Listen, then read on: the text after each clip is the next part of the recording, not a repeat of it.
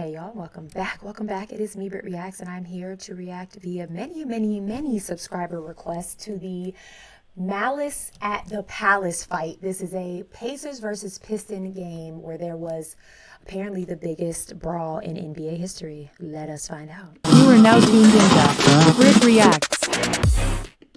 I did have to alter it because it was aired on national television and it will get copyright.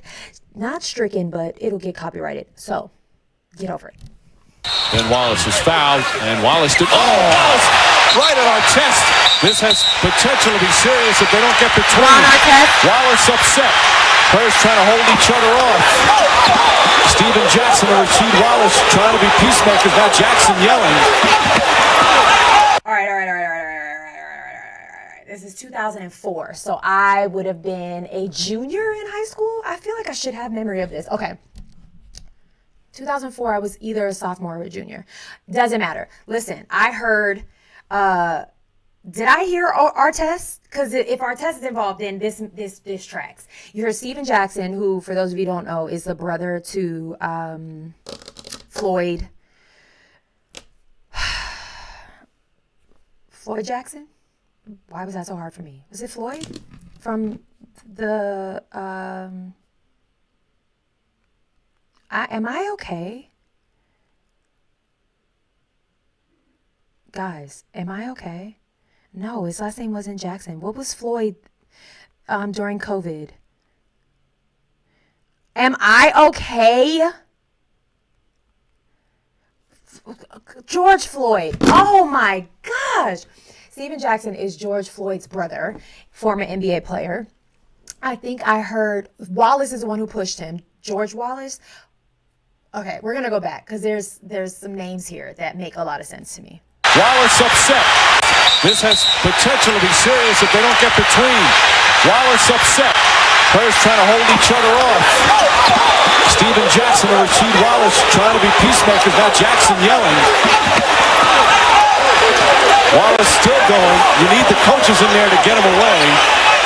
Okay, Steven Jackson, I say his name makes sense because I just feel like he's a peacemaker. He's been a peacemaker a lot on social media as far as things, and he just like doesn't have any malice, in my opinion. So to hear that he's one of the ones breaking them up. Ron Artest is one of the original NBA trolls as far as I'm concerned, but hey, whatever. This is wild. Okay, and the fact that this is a 9-minute long video and it's going to get worse, and it's 45 seconds left in the fourth quarter. Like, y'all couldn't have finished the game first? Jackson challenging Derek Coleman. Somebody should just get Jackson out of there. That's what causes the problem. Rasheed Wallace did an excellent job trying to keep everybody away and trying to keep the peace. But it started after Artest with a hard foul on Wallace after he got behind him. And then Ben Wallace came over with the shove. And an ugly way for this one to wind down. Totally uncalled for. I remember this. Now I remember this. This is when Artest is going to get up and run into the stands, right? Like, I'm having like very vague memory of this. Is this fight? Oh my gosh. I want to see the foul again because it appeared Wallace was past him and Artest shoved him. And that's what Wallace took exception to, but you still can't react that way. You've got to let it go. That's not that hard of a foul. It's not. Okay, Artest did shove him, but it was in play, right? Like it was a foul. It was a normal foul.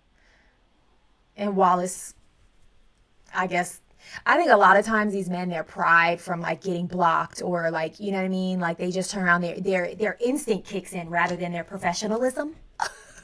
A normal foul, but not that hard. And Ben Wallace can't react that way. Wallace is still charged up. Now Wallace, I would assume, has been ejected. I remember this. The way Steven Jackson's carrying on, they should eject him as well. They need to somehow find a way to get this game over with as quickly as possible. The problem is, if Wallace is ejected, I'm not sure, he'd have to walk past the Pacer bench to go. Now Artest has jumped over the scorer's table and is trying to get down to the bench. Artest is in the stands. Oh, this This is awful. Fans are getting involved. Steven Jackson's in the fans. Rasheed Wallace going into the stands. Wallace. Oh, okay. Yes, I have vague memory of this. My family is a basketball fan, if you don't know, like on my husband's side and my side. And so like, I'm sure my uncle was watching the highlights of this over and over and over. Like y'all don't even understand. I'm like, something about this feels familiar. Oh. The security trying to somehow restore order. Fans and players are going at it, and the players trying to help each other out. This is a disgrace. All the players now, they're jumping in there to try and get the other players out because the fans have come involved. Here's what never works in a fight. The more people that try to come and stop the fight, the bigger the fight becomes. Like this is like elementary playground information. Like this is common sense, y'all. What do you think you're going to be able to do in this big brawl of emotion? Please. Now they're jumping in there to try and get the other players out because the fans have come involved.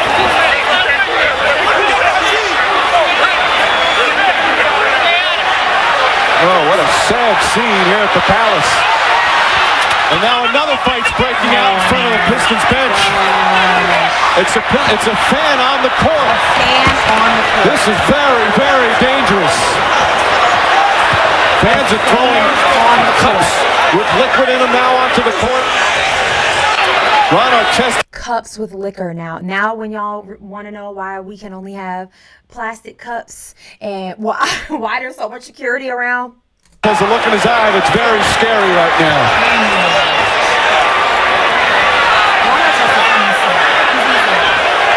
You wonder if the official's going to let this game continue. Now they're throwing bottles out onto the floor. They're trying to get the Pacers to go back to the locker room. What was maybe you could call a hard foul at best has turned into just an ugly, ugly scene. Chuck Person. The officials, I think they're going to call this game off, and that should be. The outcome is definitely decided. They're covering his head, because, I remember this as he's leaving. People are just, I remember. These ridiculous fans trying to go at the players and now throwing. Somebody could really get hurt. Jermaine O'Neal. I used to have a crush on Jermaine O'Neal. I used to have a big crush on Jermaine O'Neal. Don't tell my husband. This is a bad showing from the Pistons fans here. Just firing bottles from the stands.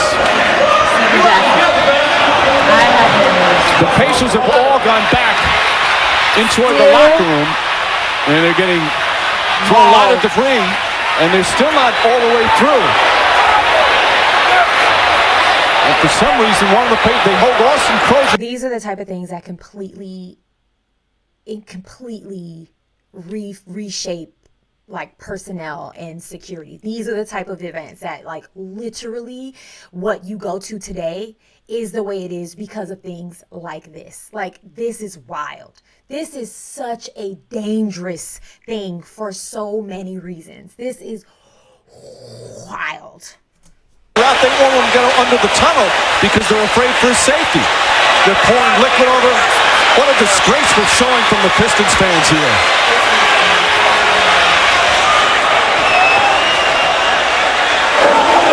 I mean, when in Detroit, don't mess with Detroit, Chicago.